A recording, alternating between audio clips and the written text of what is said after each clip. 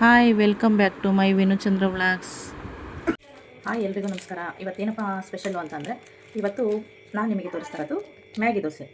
Maggi ಇದೆಲ್ಲ, ಈ Maggi ಆದರೂ ತೊಗೊಳ್ಳಿ ಅಥವಾ ಹಿಪ್ಪಿ ನೂಡಲ್ಸ್ ಆದರೂ ತೊಗೊಳ್ಳಿ. ಇದನ್ನು ತೊಗೊಂಡು ಮತ್ತು ಇದ್ರ ಪೌಡ್ರ್ ಇರುತ್ತಲ್ಲ, ಇದರಲ್ಲಿ ಏನು ಮ್ಯಾಗಿ ಇರುತ್ತೆ, ಪೌಡ್ರು ಬೇಡ, ಮ್ಯಾಗಿ ಇರುತ್ತಲ್ವ, ಅದನ್ನು ಮಿಕ್ಸಿ ಜಾರಿಗೆ ಹಾಕ್ಕೊಂಡು ನಾನೀಗ ಪೇಸ್ಟ್ ಮಾಡ್ಕೋತೀನಿ. ಬನ್ನಿ ನೋಡೋಣ. ನೋಡಿ, ಈಗ ಮಿಕ್ಸಿ ಜಾರಲ್ಲಿ ನೀರು ಹಾಕ್ಕೊಂಡು ಇದನ್ನು ಪೇಸ್ಟ್ ಮಾಡಿದ್ದೀನಿ. ಕಾಣಿಸ್ತಿದೆ ಅಲ್ವಾ? ಇದನ್ನು ಫುಲ್ಲು ಅಂದರೆ ಇದಕ್ಕೆ ಜಾಸ್ತಿ ನೀರು ಬೇಕಾಗುತ್ತೆ. ಸ್ವಲ್ಪ ಹಾಕ್ಕೊಂಡು ನೀವು ಪೇಸ್ಟ್ ಮಾಡಿ ನಂತರ ಇದನ್ನು ನಿಮಗೆ ದೋಸೆ ಹಿಟ್ಟಿನ ಅದಕ್ಕೆ ಎಷ್ಟು ಬೇಕೋ ಅಷ್ಟನ್ನು ಕಲಿಸ್ಕೋಬೋದು. ಆಯಿತಾ? ಈಗ ಇದಕ್ಕೆ ಬೇಕಾಗಿರೋದು ನೆಕ್ಸ್ಟ್ ಈರುಳ್ಳಿ, ಇದು ನೆಕ್ಸ್ಟ್ ಟೊಮೊಟೊ, ಕ್ಯಾರೆಟ್, ನೆಕ್ಸ್ಟ್ ಕೊತ್ತಂಬರಿ ಸೊಪ್ಪು. ಈಗ ಇದನ್ನೆಲ್ಲನೂ ಹಾಕಿ ಹೇಗೆ ಮಾಡೋದು ಅಂತ ಹೇಳ್ಕೊಡ್ತೀನಿ, ಬನ್ನಿ. ಒಂದು 10 ಮಿನಿಟ್ಸ್ ನೆಂದರೆ ಸಾಕು. ಯಾಕಂದರೆ ಇದು ಮ್ಯಾಗಿದೋದೆಲ್ಲ ಸ್ವಲ್ಪ ಗಟ್ಟಿ ಇರುತ್ತಲ್ವ, ಇದು ನೀರಲ್ಲಿ ನೆಂದರೆ ಸ್ವಲ್ಪ ಈ ರೀತಿ ಬರುತ್ತೆ, ನೆಂದರೆ ಚೆನ್ನಾಗಿರುತ್ತೆ. ಏನು ಗೊತ್ತಾ, ಮಕ್ಕಳಿಗೆ ಯಾವಾಗಲೂ ಒಂದೇ ಥರನೇ ಮಾಡಿಕೊಟ್ಟು ಪಾಪ ಅವ್ರಿಗೂ ಬೇಜಾರಾಗಿರುತ್ತಲ್ವ. ಸೊ ಅದಕ್ಕೆ ಈ ಥರನೂ ಟ್ರೈ ಮಾಡ್ಬೋದು. ಮಕ್ಕಳಿಗೆ ತುಂಬಾ ಇಷ್ಟ ಆಗುತ್ತೆ ಅನ್ಬೋದು. ನನ್ನ ಮಕ್ಕಳಿಗಂತೂ ತುಂಬಾ ಇಷ್ಟ ಮ್ಯಾಗಿ ದೋಸೆ ಅಂದರೆ. ರಿಯಲಿ ಇದು ಮಕ್ಕಳಿಗೆ ಅಂತಲ್ಲ, ದೊಡ್ಡವರಿಗೂ ತುಂಬ ಇಷ್ಟ ಆಗುತ್ತೆ. ಮತ್ತು ಮಕ್ಕಳಿಗೂ ಅಷ್ಟೇ, ಎಲ್ಲ ಹಸಿ ತರಕಾರಿಗಳನ್ನ ಮೇಲೆ ಹಾಕೋದ್ರಿಂದ ತುಂಬ ಒಳ್ಳೇದಲ್ವ ಮಕ್ಕಳಿಗೆ. ತರಕಾರಿನೂ ತಿಂತಾರೆ, ಜೊತೆಗೆ ಮ್ಯಾಗಿನೂ ಅದ್ರ ಜೊತೆಗೆ ತಿನ್ನಂಗಾಗುತ್ತೆ. ಸೊ ಅದಕ್ಕೆ ಇದೆಲ್ಲನೂ ಹಸಿ ತರಕಾರಿ ಎಲ್ಲನೂ ತಿನ್ನಂಗಾಗುತ್ತಲ್ವ, ಒಳ್ಳೇದು ಆರೋಗ್ಯಕ್ಕೂ ಕೂಡ. ಮಕ್ಕಳಿಗೆ ಅಂದರೆ ಯಾವಾಗಲ್ಲ ವೀಕ್ಲಿ ಯಾವತ್ತಾರು ಸಂಡೇ ಅಥವಾ ರಜದ ದಿನ ಮಕ್ಕಳಿಗೆ ಮಾಡಿಕೊಟ್ರೆ ಅವರು ಖುಷಿಯಿಂದ ತಿಂಡಿ ತಿಂತಾರೆ. ಸಣ್ಣ ಮಕ್ಕಳಿಗೂ ಸಹ ಮಾಡ್ಕೊಳ್ಬೋದು, ಚೆನ್ನಾಗಿರುತ್ತೆ. ಬನ್ನಿ ಇವತ್ತು ಮ್ಯಾಗಿ ದೋಸೆ ಮಾಡೋಣ.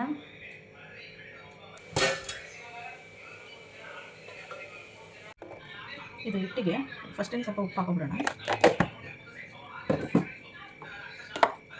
ಹಿಟ್ಟನ್ನು ಚೆನ್ನಾಗಿ ಕಲಿಸ್ಕೊಂಡು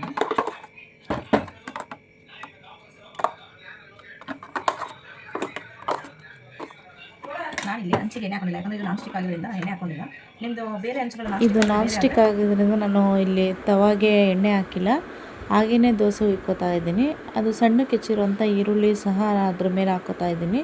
ದೋಸೆ ಹಾಕಿದ ತಕ್ಷಣ ಇದನ್ನೆಲ್ಲನೂ ಹಾಕೋಬೇಕು, ಯಾಕಂದರೆ ದೋಸೆ ಜೊತೆಗೆ ಈರುಳ್ಳಿ, ಟೊಮೊಟೊ, ಕ್ಯಾರೆಟ್ ಕೂಡ ಸ್ವಲ್ಪ ಬೇಯುತ್ತೆ. ಇದು ಸ್ವಲ್ಪ ಅರ್ಧಂಬರ್ಧ ಬೆಂದಿರುತ್ತಲ್ವ, ಚೆನ್ನಾಗಿರುತ್ತೆ. ಅದ್ರ ನೆಕ್ಸ್ಟು ಮ್ಯಾಗಿಲಿ ಬರುವಂಥ ಪೌಡ್ರು ಸಹ ನಾನು ಅದ್ರ ಮೇಲೆ ಹಿಂಗೆ ಉದುರಿಸ್ತಾ ಇದ್ದೀನಿ.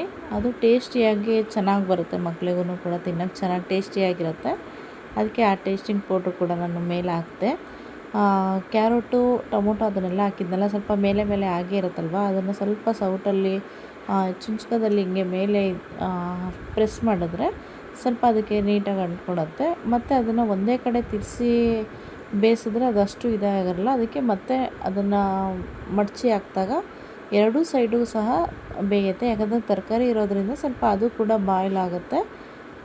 ಸೊ ನಾನು ಕೂಡ ಒಂದು 5 ಮಿನಿಟ್ಸ್ ಹಿಂಗೆ ರಿಟರ್ನ್ ಹಾಕ್ಬಿಟ್ಟು ನಾನು ಸ್ವಲ್ಪ ಬೇಯಿಸ್ಕೊಂಡಿದ್ದೀನಿ. ನೋಡಿ ಅದು ಚೆನ್ನಾಗಿ, ಯಾಕಂದರೆ ಹಿಟ್ಟು ಹಾಕಿದ ತಕ್ಷಣವೇ ಹಾಕಿರ್ತೀವಲ್ವ, ಸೊ ಅದಕ್ಕೆ ಅದು ಎಲ್ಲ ಚೆನ್ನಾಗಿ ಕೂಡ್ಕೊಂಡಿರುತ್ತೆ ತರಕಾರಿಗಳನ್ನೂ ಸಹ. ನೋಡಿ ಎಷ್ಟು ಚೆನ್ನಾಗಿ ಬಂತು ದೋಸೆ. ನೋಡಿದ್ರಲ್ಲ ಎಷ್ಟು ಚೆಂದ ಬಂದಿದೆ ನೋಡಿ ದೋಸೆ, ತುಂಬ ಸ್ಮೂತಿಯಾಗಿರುತ್ತೆ. ಸಣ್ಣ ಮಕ್ಳಿಗೂ ಕೂಡ ತಿನ್ನಿಸ್ಬೋದು, ತುಂಬ ಚೆನ್ನಾಗಿ ಸ್ಮೂತಾಗಿ ಬರುತ್ತೆ, ಯಾಕಂದರೆ ಗಟ್ಟಿ ಹಾರ್ಡಾಗಿರಲ್ಲ. ನೋಡಿ ಎಷ್ಟು ಚೆನ್ನಾಗಿ ಕಾಣ್ತಿದೆ. ಅದಕ್ಕೆ ನೀವು ಸಾಸ್ ಬೇಕಾದ್ರೆ ಟೊಮೊಟೊ ಕೆಚಪ್ ಅಥವಾ ಸಾಸನ್ನಾದ್ರೂ ಹಾಕ್ಕೋಬೋದು, ವೆರಿ ಟೇಸ್ಟಿಯಾಗಿರುತ್ತೆ. ಇಲ್ಲ ಹಾಗೆ ಬೇಡ ಅಂತಂದರೆ ಹಾಗೆ ಆದರೂ ಹಾಕ್ಬೋದು. ಹೇಗಿದೆ ಅಂತ ನೋಡಿ ನೀವು ಒಮ್ಮೆ ಟ್ರೈ ಮಾಡಿ ಕಮೆಂಟ್ ಹಾಕಿ.